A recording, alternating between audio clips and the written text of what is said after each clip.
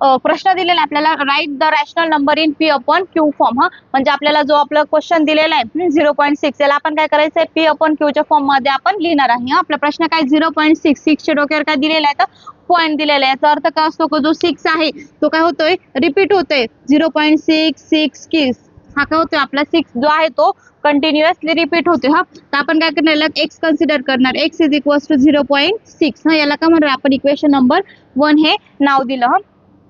आता पॉइंट नंतर किती संख्या रिपीट होत आहे तर एकच संख्या रिपीट होती जी की आहे 6. 6 रिपीट होती.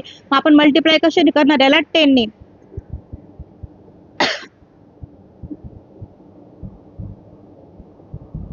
हा 10 ने दोघं पण साईडला आपण काय करणार मल्टिप्लाय करणार. इथं जर 10 ने मल्टिप्लाय केला काय आला इथे 10x आला is equal to 0.6 multiply by 10.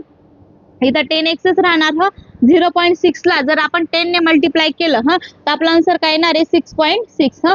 ते कसं बघा आता हा पॉइंट आहे तर 10 ने मल्टिप्लाय केल्यावर हा पॉइंट एक घर काय होईल पुढे शिफ्ट होईल. म्हणजे तो काय आला इकडे आला.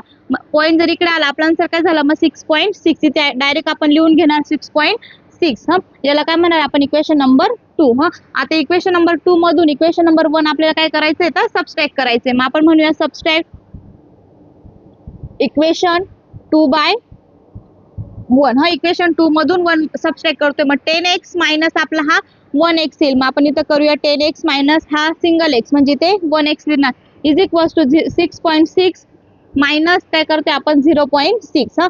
10 मधून 1 गेला किती आला इथे 9x आला इज इक्वल टू 6.6 मधून 0.6 गेला तर काय येणार आहे आपला फक्त आन्सर 6च येणार आहे. जो पॉईंटचा पुढचा 0 आहे तो नाही लिहिला तरी पण चालेल. 9 इकडे मल्टिप्लाय होता 6 कडे गेला तर काय येणार आहे डिव्हिजनला. मग इकडे आपण काय घेतला डिव्हिजनला. आता आपला आन्सर काय आलाय 6/9. तर आपण याला 3 ने डिवाइड करू शकतो. 3 2 जा 6 3 3 जा 9. म्हणजे आपलं जे x आहे आन्सर जे आहे p अपॉन q तो काय आला आपला 2/3 हा आन्सर आलेला आहे.